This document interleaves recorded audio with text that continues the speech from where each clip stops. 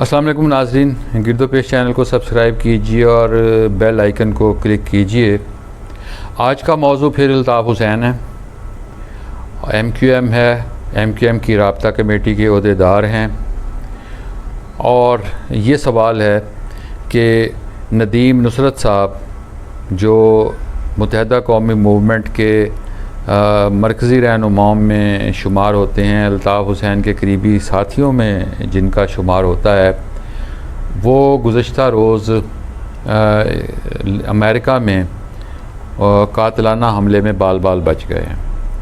वो अमेरिका में सफ़र कर रहे थे और उनकी गाड़ी का ताक़ुब हुआ और उसके बाद उनकी गाड़ी पर फायरिंग की गई और उस फायरिंग में वो बाल बाल बच गए। गोलियां उनके मुताबिक बहुत करीब से गुज़र गईं और चंद लम्हों का फ़र्क था, क्योंकि उनके ड्राइवर को अंदाज़ा हो गया था जिसके साथ वो सफ़र कर रहे थे, अपने किसी दोस्त के साथ सफ़र कर रहे थे, और उसने एकदम ब्रेक लगा ली और हमलावर गाड़ी तेज़ी से फायरिंग करती हुई आगे निकल गई, जिससे वो बच गए। ये तो है कल का वाक़या। अब हर वाक़े के पीछे कोई और वाक़या होता है।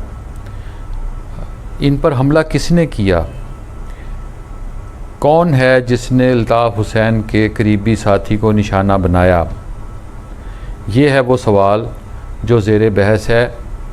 और क्या वो अब अल्ताफ़ हुसैन के करीबी साथी भी थे, ये उससे भी बड़ा सवाल है।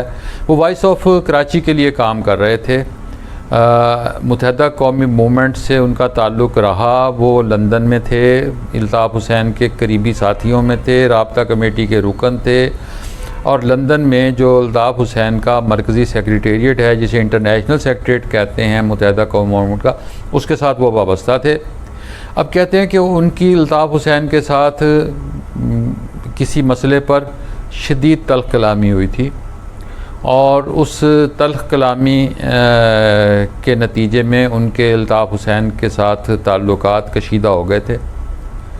और इसके बाद उनके बकौल उनके कुछ साथियों पर किसी ने हमला किया, उन्होंने नाम नहीं बताया किसने हमला किया।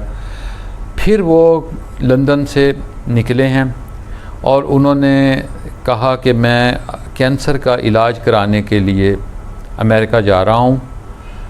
कैंसर का इलाज कराने के लिए अमेरिका आए या जान बचाने के लिए? कैंसर का इलाज भी जान बचाना ही है।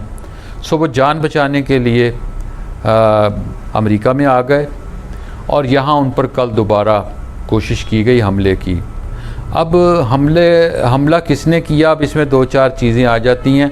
अल्ताफ़ हुसैन साहब के तर्ज़ अमल पर उनकी पार्टी के अंदर बहुत सी गुफ्तगू हो रही है।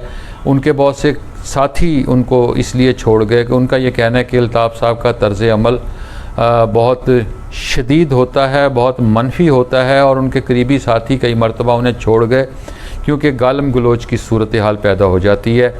उसके बाद अगला सवाल फिर इसमें फिर उन्होंने नदीम साहब ने तो किसी का नाम नहीं लिया, नदीम नुसरत ने तो, लेकिन फिर आगे कुछ और सवालात पैदा हो जाते हैं कि क्या ये सिंध और कराची की लड़ाई है, क्या ये GA सिंध के कुछ लोग थे जो उनके पीछे ताक़ुब कर रहे थे, क्योंकि कराची की जब बात की जाती है तो उसमें फिर बहुत सी चीज़ें, बहुत सी क़ुव्वतें उसमें मुतहरक हो जाती हैं। कराची हमेशा से हुक्मरानों के लिए और स्ट्रेटजिक पॉइंट ऑफ व्यू से भी बहुत अहमियत का हामिल रहा है, और अब भी कराची की बुनियाद पर लड़ाई लड़ी जा रही है बहुत सारी। उसमें कराची में कौन लोग इस वक्त हुक्मरान हैं और कौन मुस्तकबिल में हुक्मरानी करेंगे, ये बुनियादी सवाल होता है। इस हवाले से बहुत से सवालात हैं, लेकिन अब ये देखना ये है कि ये अगर MQM की दाखिली किसी लड़ाई का नतीजा है